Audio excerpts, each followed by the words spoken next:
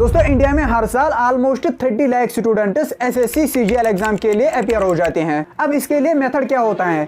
Method ये है कि पहले 3 से 4 साल तक ये स्टूडेंट्स एग्जाम के लिए प्रिपरेशन करते हैं।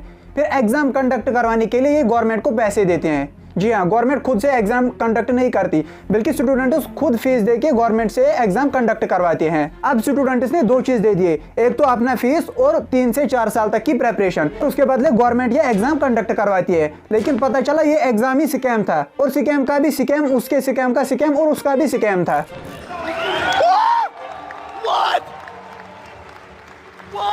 देखिए पूरी तरीके से मैं आपको समझाता हूँ कि एक्चुअल में हुआ क्या है। एग्जाम फॉर्म भरने के बाद ही स्टूडेंट्स को मिलते हैं उनके एडमिट कार्ड, लेकिन सबसे पहले स्कैम एडमिट कार्ड में ही था। एडमिट कार्ड पर जो स्टूडेंट्स के एग्जाम सेंटर्स अलॉटेड थे वो इनकी रेजिडेंस से 100 से 200 किलोमीटर दूर तक रखे गए थे। जैसे इमेजिन कश्मीर का कोई स्टूडेंट है और उसका एग्जाम रखा गया दिल्ली में, जो कि अपने आप में एक अनफेयर बात थी, क्योंकि कौन स्टूडेंट 1 से 200 किलोमीटर दूर तक जाएगा एग्जाम देने के लिए। अब चलो मानते हैं जिन स्टूडेंट्स की ज्यादा मजबूरी थी वो बस या ट्रेन से कुछ जुगाड़ करके पहुंच जाते हैं एग्जाम सेंटर के पास, लेकिन कुछ स्टूडेंट्स का एग्जाम सेंटर अंडमान निकोबार पर रखा गया।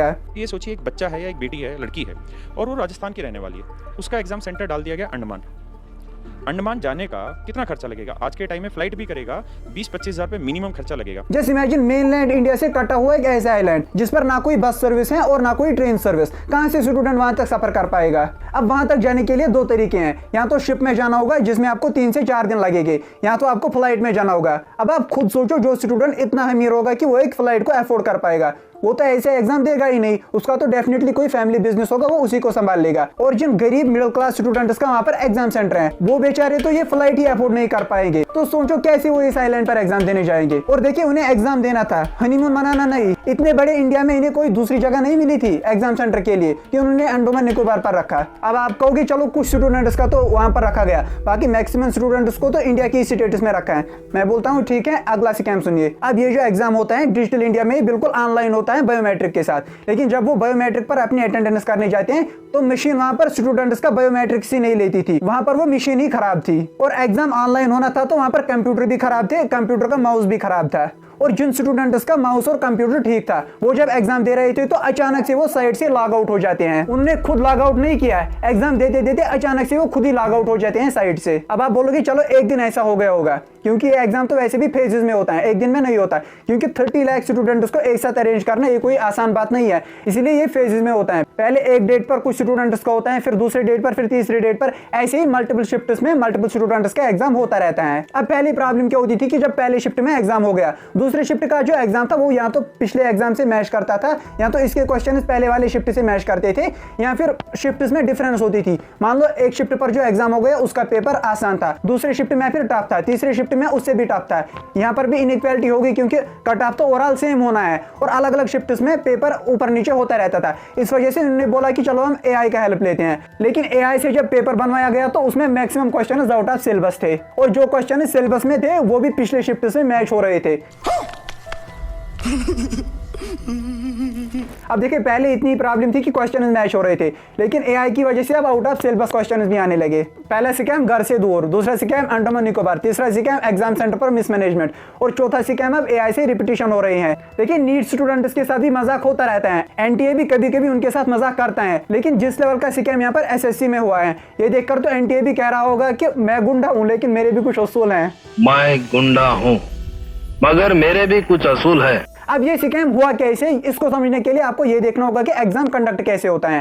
देखिए एग्जाम कंडक्ट कैसे होता है, इसमें 3 लेवल्स होते हैं। पहला होता है गवर्नमेंट, उसके बाद गवर्नमेंट की कोई एजेंसी, और उसके बाद आता है स्टूडेंट्स। गवर्नमेंट को स्टूडेंट्स का एग्जाम करना पड़ता है, लेकिन डायरेक्ट गवर्नमेंट तो इनका एग्जाम नहीं कर पाएगी, क्योंकि गवर्नमेंट के दूसरे काम भी होते हैं। इस वजह से गवर्नमेंट किसी एजेंसी को हायर करती है कि आप इन स्टूडेंट्स का एग्जाम ले लो, उसके बदले हम आपको पैसे दे देंगे। अब देखो 3 लेवल्स, स्टूडेंट्स का एग्जाम कोई एजेंसी करती है और इस एजेंसी को गवर्नमेंट बैक करती है, या ऐसे समझो गवर्नमेंट एक एजेंसी को कॉन्ट्रैक्ट देती है और उसी कॉन्ट्रैक्ट पर वो स्टूडेंट से एग्जाम लेती है। अब गवर्नमेंट ने जिस वेंडर को ये कॉन्ट्रैक्ट दिया था वो वेंडर खुद ही स्कैम है। जी हाँ, इसको आप वेंडर बोले हैं, एजेंसी, इसका नाम है एडिक्विटी। ये पहली एक ब्लैक लिस्टेड कंपनी है। इन अदर वर्ड्स एडिक्विटी एक ऐसी एजेंसी है जो एग्जाम तो करती थी, लेकिन गवर्नमेंट ने इस पर ठप्पा लगाया है कि अब ये एग्जाम नहीं कर पाएंगी, क्योंकि इनके यहाँ बहुत ज्यादा स्कैम्स होते हैं, या तो यहाँ पर करप्शन होता है या दूसरे कुछ प्रॉब्लम्स, और आप समझो कि एग्जाम लेने के लायक है ही नहीं।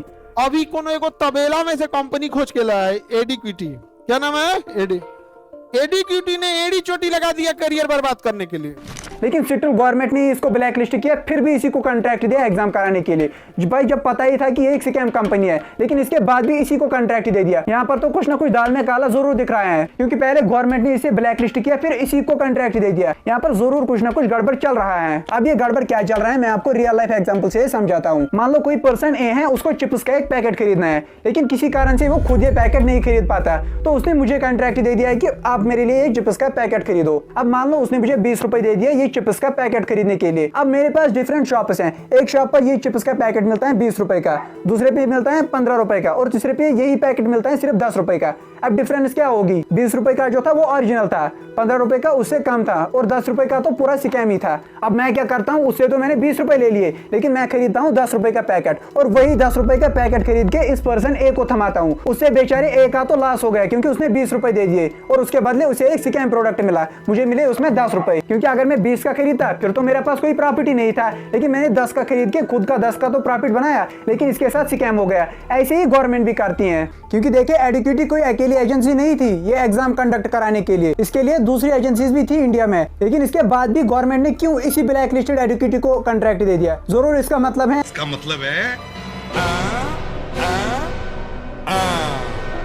तो यहाँ पर देखिए गवर्नमेंट और मेरी मेंटालिटी एकदम सेम है। जैसे मैंने इस बंदे के साथ स्कैम किया खुद 10 रुपए कमाने के लिए, इसी तरह से गवर्नमेंट भी शायद स्टूडेंट्स के साथ स्कैम करती है सस्ते वेंडर्स पाके। तो गवर्नमेंट को तो पैसे मिल गए, लेकिन स्टूडेंट्स के फ्यूचर के साथ होता है, और फिर इंडिया के सिविक्स के साथ भी होता है, इंडिया की डेवलपमेंट के साथ भी होता है, स्टूडेंट्स के फ्यूचर के साथ भी होता है। क्योंकि देखिए सबको पता है कि इंडिया में गवर्नमेंट जॉब को लेकर कितना ज्यादा क्रेज है, और होना भी चाहिए, क्योंकि प्राइवेट सेक्टर में उतनी ज्यादा फैसिलिटी है नहीं इंडिया में, जहाँ पर मैक्सिमम यूथ इसी गवर्नमेंट सेक्टर पर डिपेंडेंट है। तो अब उनके साथ स्कैम करना ओपनली इंडिया के फ्यूचर के साथ स्कैम करने के बराबर है। अब अगर कोई अपोजिशन का पॉलिटिशियन इनके साथ खड़ा होता है स्टूडेंट्स के साथ, तो फिर बोलते हैं इसको पॉलिटिकल एंगल क्यों दे दिया। भाई यही तो डेमोक्रेसी की ब्यूटी है। अगर रूलिंग गवर्नमेंट के साथ कोई प्रॉब्लम हो तो अपोजिशन उस टाइम पर आम जनता की वॉइस बन जाती है, लेकिन यहाँ पर अलग ही खेल चल रहा है। अगर अपोजिशन ने सपोर्ट किया तो यहाँ पर ये पॉलिटिकल एंगल बन जाता है। गवर्नमेंट ने जब ब्लैक लिस्टेड कंपनी को कॉन्ट्रैक्ट दे दिया उस टाइम पर इसे पॉलिटिकल एंगल नहीं दे दिया गया, और स्टूडेंट्स ने जब इसके खिलाफ प्रोटेस्ट किया तो उनके ऊपर लाठीचार्ज किया गया। जस्ट इमेजिन स्टूडेंट्स की क्या गलती थी।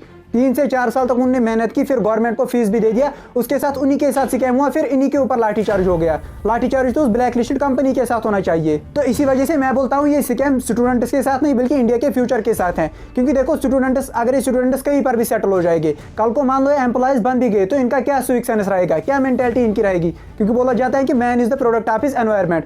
जो इन्होंने अपने आसपास देखा था, जो स्कैम्स उन्होंने देखी थी, जो करप्शन उन्होंने देखा, ये भी फिर यही करप्शन करेंगे, ये भी फिर यही स्कैम्स करेंगे। क्योंकि रिप्रेशन चलते चलते मेहनत करते करते अगर ये किसी पोस्ट पर पहुंच भी जाए तो फिर ये भी उसी चीज को रिपीट करते हैं जो इनके साथ हुआ था। और इनमें से अगर कोई टैलेंटेड और ऑनेस्ट होगा भी, वो सेटल होकर ही फॉरेन कंट्री भाग जाएगा। फिर बोलते हैं इंडिया में ब्रेन ड्रेन हो रहा है, यहाँ के इंटेलिजेंट लोग दूसरी कंट्रीज में भाग रहे हैं, क्योंकि यहाँ जब ऐसा ही एनवायरमेंट था फिर ये भागने पर मजबूर हो जाते हैं। अब इसका सोल्यूशन क्या है? मेरे ख्याल में अगर देखो तो इसका कोई सोल्यूशन नहीं है, क्योंकि वो जो 30 लाख स्टूडेंट्स हैं उनने अब इसका सोल्यूशन निकाला है। अब वो ऑनलाइन इसको ट्रेंड करवा रहे हैं, एसएससी स्कैम। लेकिन होगा क्या? सभी को पता है कि ये स्कैम 10 से 15 दिन तक चलते हैं ट्रेंडिंग में, फिर 10-15 दिन के बाद हर कोई इसे भूल जाता है। तो मेरे ख्याल से इसका कोई भी सोल्यूशन नहीं है तब तक जब तक गवर्नमेंट खुद नहीं चाहेगी, और स्टूडेंट चाहे कुछ भी कर ले, जब तक गवर्नमेंट नहीं चाहेगी इसका कोई भी सोल्यूशन नहीं निकलने वाला।